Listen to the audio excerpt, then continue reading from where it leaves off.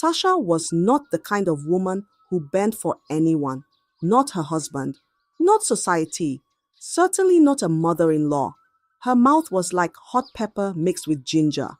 If you say one word, she will give you 10. If you raise your voice, she will raise a chair. She didn't fear man, she didn't fear woman. Even thunder feared her tongue.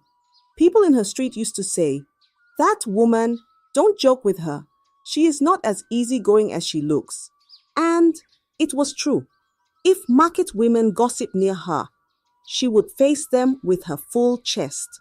"Talk about me again, and I will wash you like wrapper."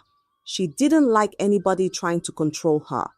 Not her husband, not her pastor, and most especially, not mother-in-law. She always said, "A mother-in-law should know her place. She can't come and be controlling my house. Never." Then she added, "In fact, if my husband still has a mother, may God take her before I enter into his home." People gasped when they heard her say that. But Tasha didn't care. She had fire in her bones and thunder in her tongue. She walked like queen, talked like chief, and when she got angry, it was like hurricane met volcano. But inside her big chest was a small, soft heart, one that just wanted peace. She wanted a man who would love her like new yam, a home that smelled like morning pap, a place where her name would be called with laughter, not insult. But Tasha's life was not sweet like honey. Her anger was like petrol. Just one small match, and boom, everything would scatter. And from that anger, problems followed her like shadow. She had been married not once, not twice, but 3 times. And all 3 ended like broken plates on the floor. Tasha's first husband was tall like Iroko tree. His name was Ikechukwu. People said he was gentle like evening breeze. But one day, he and Tasha argued over soup. Just ordinary soup. He said she didn't put enough salt. Tasha stood up slowly, like lion waking from sleep. She carried bottle of malt, broke it on his head, and shouted, "If you want salt, go and lick ocean." Blood flowed. Neighbors ran in. Marriage ended that same week. The second man was Obina. Rich man. Drove big car. His father came to visit one time. Just small quarrel in the compound. The man shouted, "This is not how a wife should behave." Before the man could sit down, Tasha rushed to the kitchen, came out with knife in hand, and said, "Talk again, and I will slice your tongue like okra." The whole family shouted, "She wants to kill Papa." That one too ended in tears. The third marriage ended in smoke and fire. Tasha came home one night and saw her husband chatting with his ex on his phone. She didn't shout. She didn't talk. She waited till he slept. Then she carried kerosene and poured it round the sitting room. By morning, the house was ash. People gathered, mouths open. The husband ran out barefoot, screaming. The news spread like wildfire. Tasha stood outside with wrapper tied to her chest and said, "If fire can't burn nonsense, then let me turn into smoke myself." That marriage, it didn't last one moon. People started calling her Tasha Fire. They said, "This woman doesn't need dark magic. Her anger alone can scatter shrine." But Tasha wasn't happy. Behind her fire, behind her shouting, behind her thunder voice, she was lonely. She wanted someone who could hold her hand when her body was tired. Someone who could hug her tight when her heart was crying. She was not a wicked woman. She just didn't know how to kneel. She didn't want to fight. She just wanted peace. But peace always ran from her like chicken runs from cutlass. Far away, in another town, there lived a man called Tochukwu. Handsome man. Fine face, clean teeth, beard like fresh cocoyam. Age, 34. Money, he had it. Cars, 2, House, big like church. Business, moving like wind. People used to say, Tochukwu has everything except wife. Every Sunday, his neighbors would ask, Mr. Tochukwu, when are we coming to eat rice? He would just smile and wave. But his smile was hiding something. The real reason Tochukwu was not married was not because of bad luck. It was because of one woman, Mama Doris, his mother. That woman, her mouth was like bell, loud and never tired. Her eyes were sharp like needle. Her voice could wake dead goats. She was a retired teacher, but she still shouted like she was in class. People in the village feared her more than snake. She was always carrying Bible in her left hand and thunder in her right. Prayer, she would shout every morning. Holy Ghost fire! Back to sender! My son shall not marry a Jezebel. When Tochukwu grew up and became a man, Mama Doris still treated him like a little boy. She would enter his bedroom without knocking. She would open his drawers, check his clothes, even sniff his shirts to see if another woman had touched them. If he brought a woman home, she would stand in the kitchen, arms folded, face strong like stone, and say, Who taught you to cook like this? Is this food or punishment? Tochukwu loved his mother, but that love was like prison. Because no matter the woman he brought home, Mama Doris would scatter it like wind scatters dry leaves. She said, No woman is good enough for my son. They all want to eat his money and tie his destiny. She followed him like shadow. Even when he traveled, she would call every 1 hour. Tochukwu was tired. His house was quiet. His bed was cold. But he had no peace. Because the one who should bring peace, his own mother, was the one bringing storm. Tochukwu was a man who walked with quiet steps and gentle eyes. He had money in his pocket and sense in his head. After school abroad, he came back home and started his own business. He bought a house, bought 2 cars. People said, This one is husband material. Then he met Amaka. Amaka was soft like bread. Her voice was low. Her smile was like morning dew. She was respectful, calm, and full of peace. She worked in an office before, but when she married Tochukwu, she left her job to help him from home. She took care of the house, cooked, cleaned, helped with his business documents. She did it with joy. She cooked for him. She cleaned.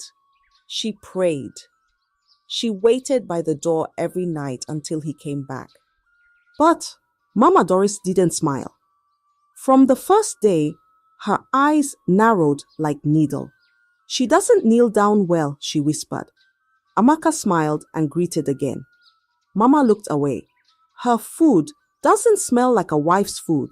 She puts too much salt, or maybe too little oil. Maybe she's using charm to hold my son. I'm watching her, she said. 1 month after the wedding, Mama Doris came to visit. She said, I'm not feeling strong. I just want to rest small. She came with 1 bag. But by evening, her things were already in every corner of the house. Her wrapper hung in the bathroom. Her Bible sat on the dining table. Her slippers waited at the door of the master bedroom. She entered the kitchen like she owned it, rearranged the plates, changed the soup pot, poured out Amaka's stew and started her own. At dawn, before birds could sing, Mama Doris would knock on Amaka's door.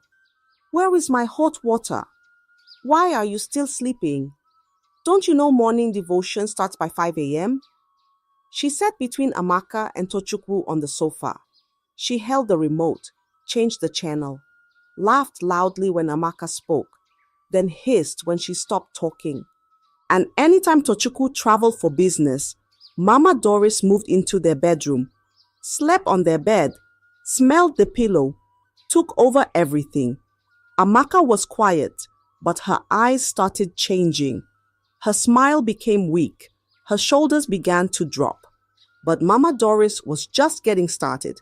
She called Amaka lazy, called her jobless, said she was waiting to trap Tochukwu with pregnancy. Amaka tried. She prayed. She cried. She cooked well, cleaned well, even knelt down well. But nothing was ever enough for Mama Doris. Then came the lie that broke everything. One Sunday, Amaka and Tochukwu argued over house rent. Just normal husband and wife talk. Mama Doris stood behind the door and listened. Before sunset, she had already called half of the village and said, Amaka slapped my son and insulted our family. She called our ancestors poor. Amaka cried. Day after day, her heart was heavy, her spirit tired. One evening, after Mama Doris shouted for 2 hours straight, Amaka packed her bags. She wrote one small note and kept it on the table. I came with love, but I'm leaving with tears. May your house find peace again. Then she left, just like wind blowing through an open window. 2 years passed, like harmattan breeze. Tochukwu's heart was tired, but he still wanted love. One day, at a big business meeting, he met Halima. She was smart, bold, beautiful. She worked with a big company. She didn't kneel to greet, but she spoke with respect. She smiled with her eyes, not just her lips. And most of all, she made Tochukwu laugh again.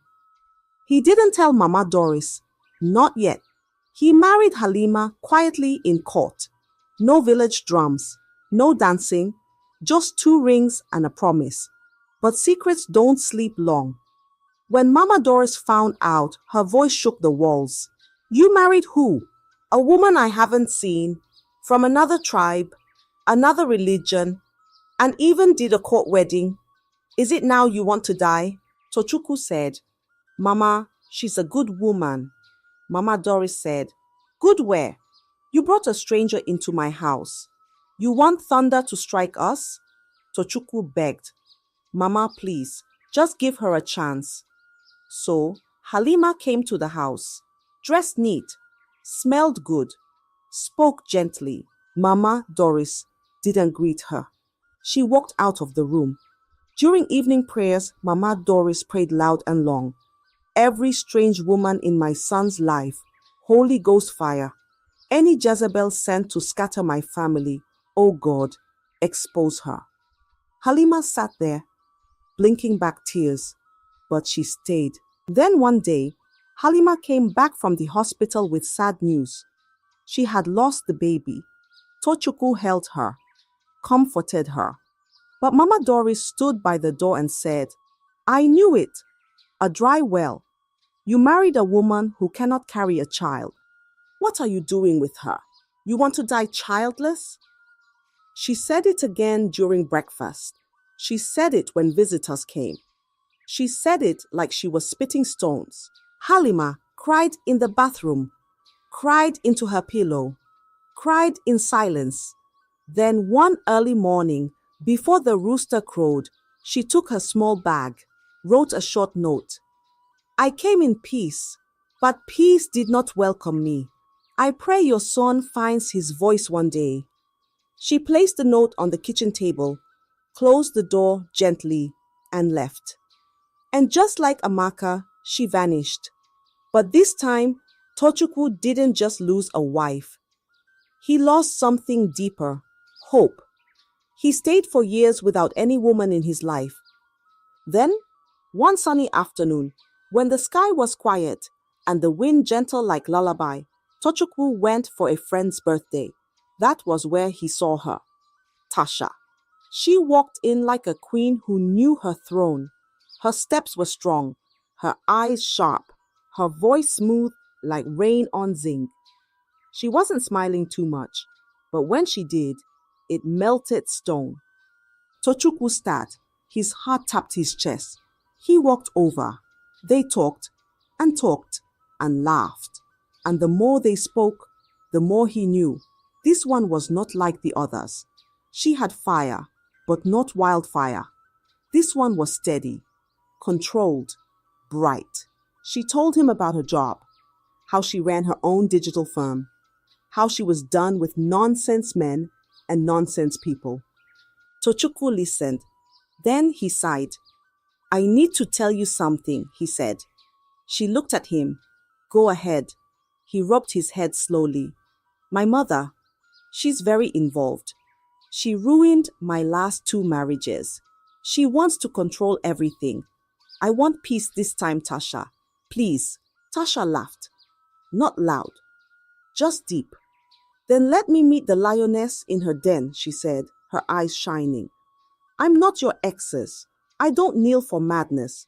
If she brings fire, I have my own. Tochukwu smiled small, but fear hid behind it, because he knew 2 fires don't make peace. They make smoke, and maybe war. The first day Tasha stepped into Tochukwu's kitchen, she smiled and tied her apron. The air smelled of pepper and palm oil. She danced small as she stirred the pot. But Mama Doris stood at the door, arms folded, eyes hard. She watched like a hawk watching a chicken. Tasha added, crayfish. Mama Doris hissed. Tasha added pepper. Mama Doris stepped closer. Is this food or punishment? You want to burn someone's tongue? Tasha didn't answer. She just stirred slower. Where's the scent leaf? This soup has no spirit, Mama Doris said again. She picked salt, tasted the soup with her finger, and dropped the spoon with a loud clank. Too much seasoning. Modern girls don't know how to cook again. Tasha blinked. Her hand gripped the spoon tighter, but her lips stayed shut. That evening, as Tochukwu drove into the compound, Mama Doris rushed out with joy. She hugged him before he stepped down. Her voice was loud, sweet like fake honey. My son, my crown, welcome. As he walked in, Tasha came with a glass of cold juice. Mama Doris stepped in front of her and took it first. Let me serve him. I raised him. You just arrived. Tasha stood still. She didn't blink. She didn't smile. But her eyes burned like hot charcoal under dry wood. Tochukwu looked from his mother to Tasha. He felt it. Something was rising. Something strong. Something that smelled like smoke before fire. One morning, after Mama Doris insulted her for the 5th time before breakfast, Tasha sat in the parlor, legs crossed, eyes fixed on the TV. Mama Doris stood by the door, arms crossed, waiting to complain again. You didn't greet me this morning, she said, voice sharp like broken glass. Tasha turned slowly. I greeted you, Mama. You greeted like you're doing me favor. Is that how you greet elders in your village? Tasha stood up, walked close.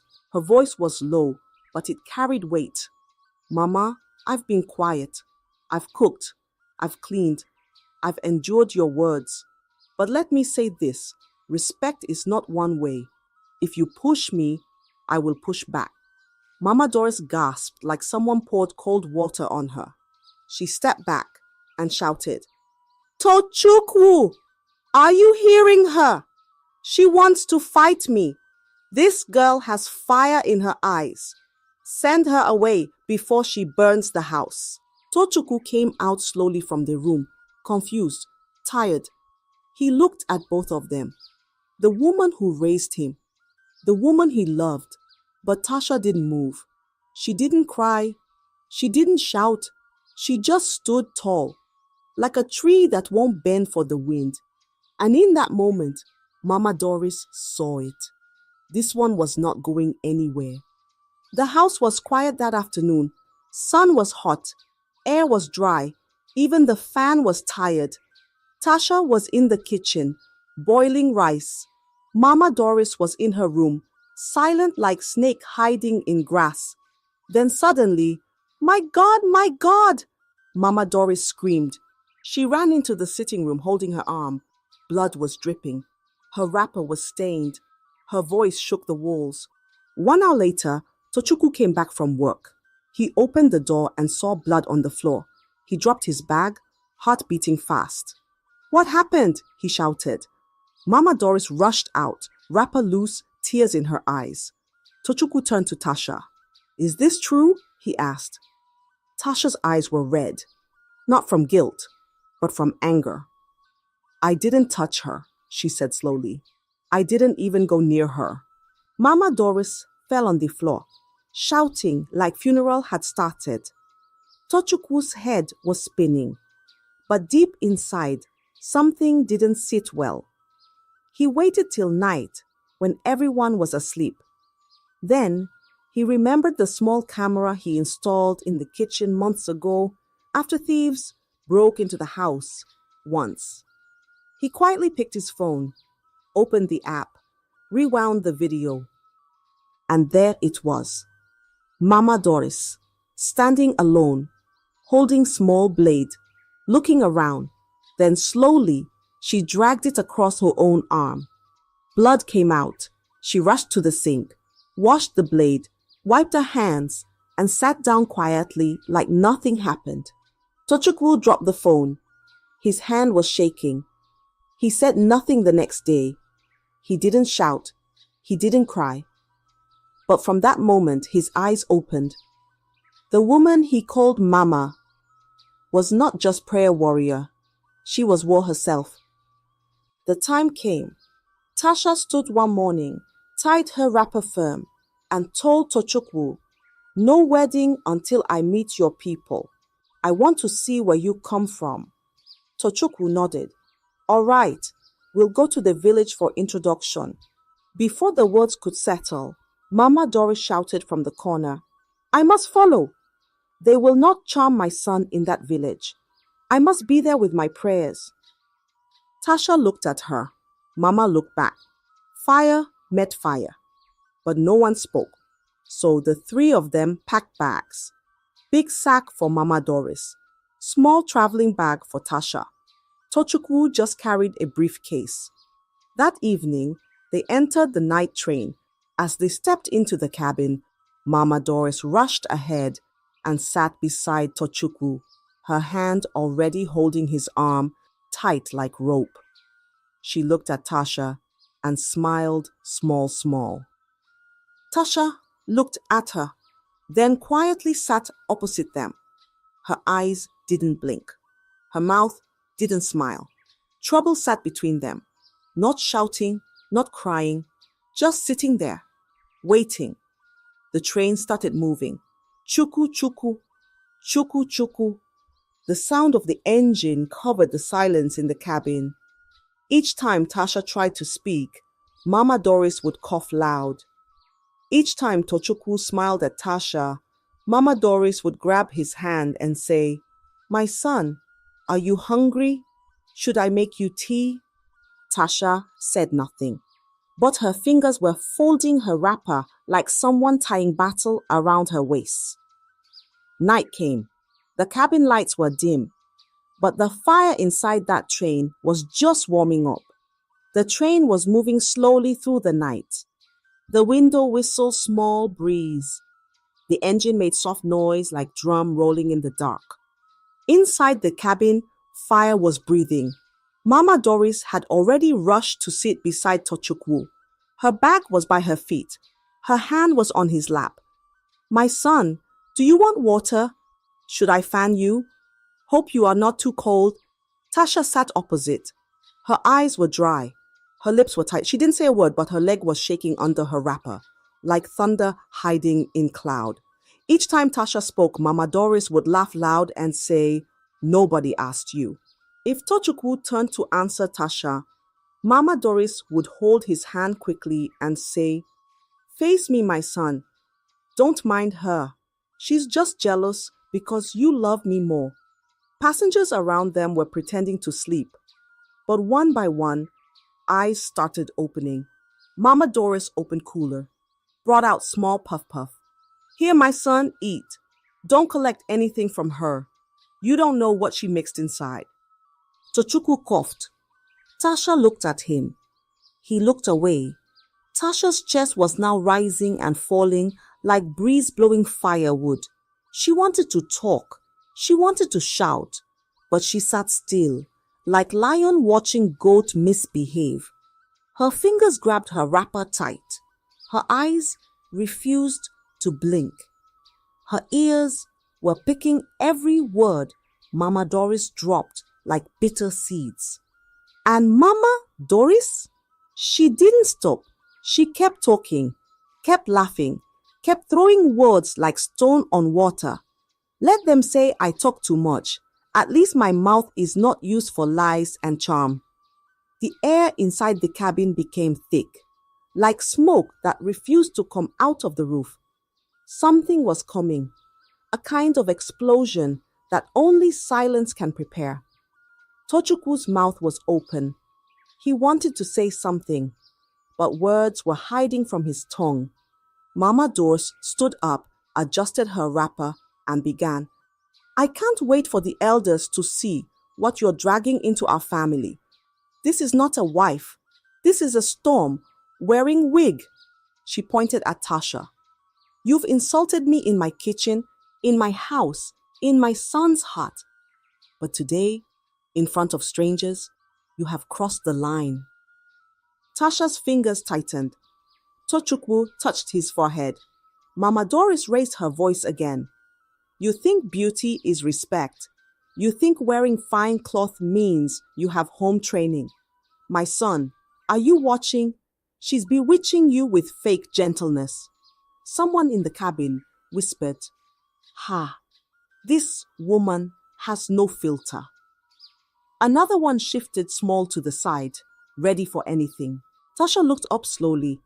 Her eyes met Mama Doris' eyes. Hot, sharp, cold.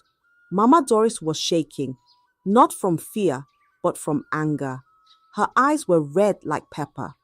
Her hand rose slowly, fingers wide like frying pan. She shouted, Let me teach you how to respect your mother-in-law today. Her palm flew through the air. But Tasha moved, sharp, quick, smooth like cat-jumping fire. She dodged the slap, and before Mama Doris could bring her hand down, bam! Tasha's own slap landed. Hot, loud, wicked. The sound slapped the cabin. Brah! One baby in the corner started crying. A woman gasped and covered her mouth. A man dropped his snacks. Mama Doris froze. Her hand remained in the air. Her cheek turned red like burning charcoal. She shouted, You slapped me? Me? Your mother-in-law? Tasha stood up, her wrapper shaking on her waist. Yes, because enough is enough. You have carried insult like handbag, but today I drop it for you. Mama Doris stood too. Her legs were shaking, like broom dancing in her Matan breeze. She pointed at Tasha, lips trembling, voice cracking like old radio. My son, are you watching? She has shown her true color. Jezebel, daughter of snakes. Tochukwu sat like stone, his mouth open. But no word came out. The train didn't stop. But the world inside that cabin had stopped moving. Everybody was quiet. Even the wind outside held its breath. Something bigger was coming. The cabin was hot, not from heat, but from fire inside people's bodies. Tasha stepped forward, face hard like grinding stone. Her chest was moving fast. Her hands were shaking. She grabbed Mama Doris by the arm. Her voice was loud, her words sharp. Go and destroy his life outside, not inside, not here, not with me inside. Mama Doris pulled back. Don't touch me, don't touch me, you witch. Tasha didn't let go. Mama struggled, twisted her arm. Her wrapper slipped a little. Passengers stood up now. Some shouted, Hey, take it easy please. But it was too late. The train door had been opened a little for fresh air. Mama Doris lost her step. Her slippers bent. Her legs slipped. Her back leaned the wrong way. One scream. Just one. Then, whoosh! Her body flew out like plastic bag in the wind. Silence swallowed the cabin. People ran to the window. Tochukwu rushed forward, held the edge of the door, but it was empty. Just night wind and rail track. The train kept moving. Nobody spoke. Nobody blinked. Even Tasha stood still, hands still stretched out, eyes wide like someone who saw ghosts. Mama Doris was gone. Just like that. The train didn't stop, but peace, fear, shock, and silence entered together.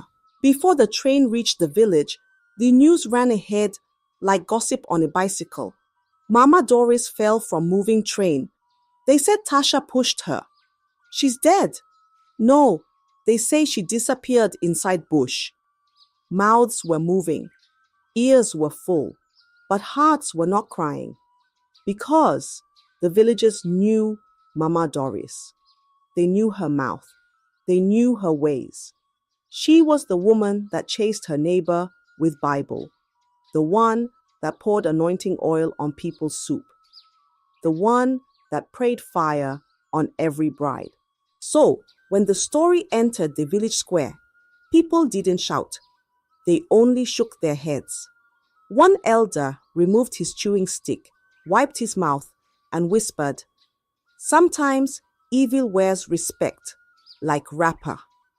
Another one nodded slowly and said, "That girl may have saved him from spiritual problem." Even the women that used to gossip Tasha before began to whisper differently. "At least this one does not carry charm," one said. "She just had enough."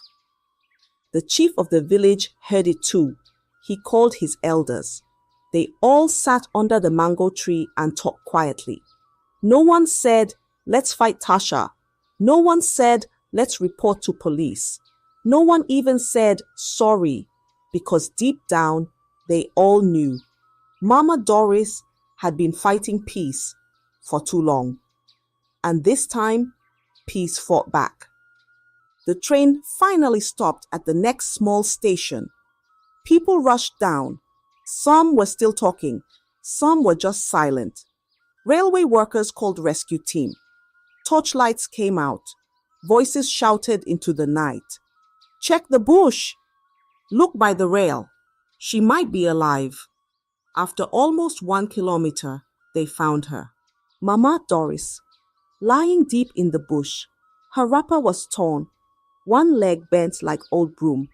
Her head was big on one side, blood on her elbow, dust all over her face. But she was breathing, small, like wind trying to blow through tight hole. She groaned, "Water! Somebody give me water." They rushed her to the nearest hospital in town. Doctors carried her in. Nurses cleaned her up. Oxygen pipe entered her nose. Needle entered her hand. Bandage covered her leg. She didn't die. Her body was broken, but her mouth still moved small. Back at the station, Tasha stepped out of the train slowly. Her eyes were tired. Her wrapper was loose. Her hands held her small bag. 2 policemen walked up to her. No greeting, no talking. One of them brought out handcuffs and said, "You are under arrest for attempted murder." The metal clicked around her wrist. Tochukwu froze. People shouted, "Ah, she didn't push her. It was mistake." But police, no, they hear noise. They carried Tasha into the van like she was thief. Drove away. Tochukwu stood there, chest heavy, eyes empty. His world was now like Mama Doris' body, scattered, bleeding, and not sure if it would survive. Mama Doris was lying on the hospital bed, bandage on her head, leg tied with white cloth, drip hanging beside her like silent punishment. She looked weak, but her face still held pride, that same pride that chased peace away from her house. Tochukwu entered the room, quiet, like someone carrying grief. He pulled chair and sat by her side. His voice was low, but sharp like blade. Why, Mama? Why do you hate every woman I bring? What did they do to you? Mama Doris looked away, eyes on the ceiling. I was protecting you. Tochukwu's face changed. His voice rose. Protecting me? He said. You broke my heart 3 times. You chased Amaka away. You called Halima barren. Now Tasha is in police cell because of you. Mama Doris opened her mouth, but nothing came out. Tochukwu stood up, his hand on his chest. His eyes were wet, but he wiped them quick. If you don't tell me the truth today, I swear, I'll walk out of this hospital and never come back. You can die here alone, Mama. No tears, no goodbye. Silence filled the room. Even the drip beside her stopped making sound. Mama Doris turned her face slowly. Her lips shook. Her eyes blinked. Then she whispered, Tochukwu, you're not my biological son. Tochukwu's head turned like someone that just heard thunder inside water. What did you say? Mama Doris looked up at the ceiling like she was talking to the sky. Your father married 2 women. I was the first. No child. Nothing. Then he married Neka, your real mother. She got pregnant in 1 year, but she died during childbirth. Your father gave you to me. He begged me to raise you as mine. He told everyone I gave birth. I agreed, but deep down I never forgot how Neka mocked me. Tochukwu didn't move. Mama Doris continued, her voice now shaking. She used to laugh at me, say I was just occupying space, say she gave your father what I couldn't, a son. Those words followed me like shadow. Tochukwu blinked slowly. His lips moved, but no sound came out. And each time you brought a woman home, it felt like Neka was laughing again. I saw her in them. I heard her voice, and I couldn't stop myself. Mama Doris began to cry. But Tochukwu didn't touch her. His heart was already bleeding. The woman he called mother had carried bitterness for years, and she planted it inside his life like poison in yam. Tochukwu stood slowly. His chest was heavy like sack of wet sand. So, all this pain, all this destruction was because of something she said before dying. Mama, Doris nodded. Yes, I let bitterness grow inside me, and it made me blind. She cried harder now, but Tochukwu didn't hug her. He picked his phone, walked to the door.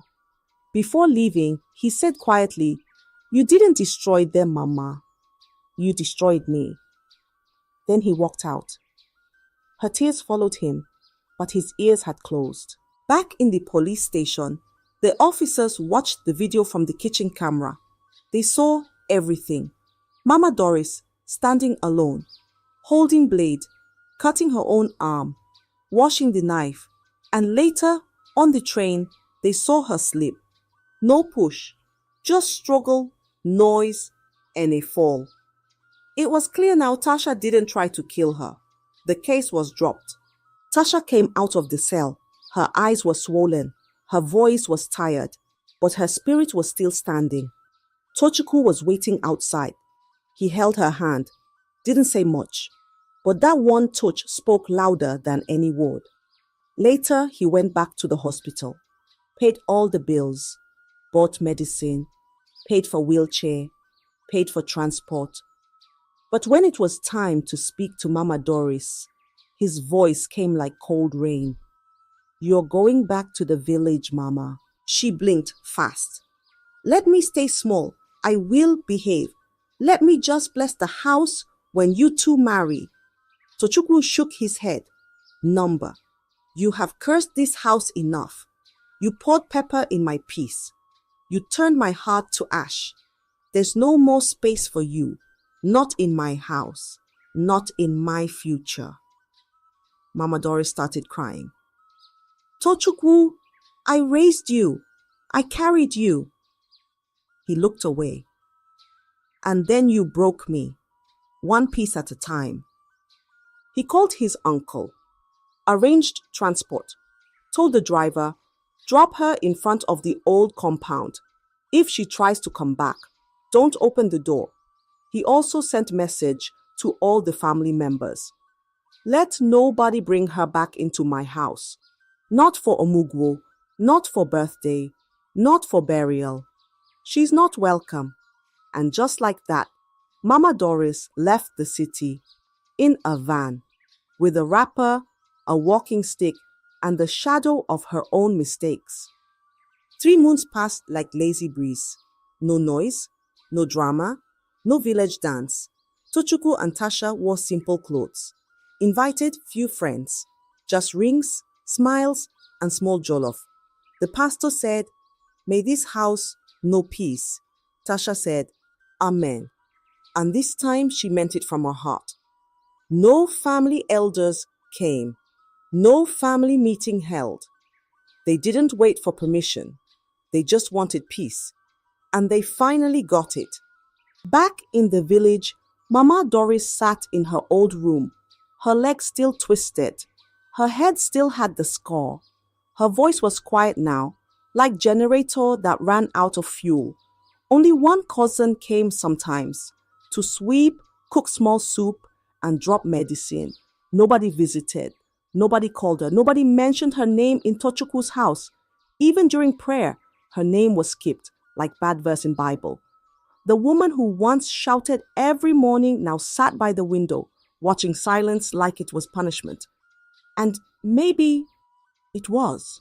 Moral of the story: bitterness is like slow poison. It doesn't kill fast. It waits. It hides. It grows. Mama Doris watered bitterness like flower, and pain grew tall in her house. She thought she was protecting her son, but she was burning his future. She chased away love, pushed peace outside, and hugged anger like baby. She forgot. Not every wound comes from strangers. Some are cooked in the same kitchen we eat from. Tochukwu found truth. It broke him, but it also opened his eyes.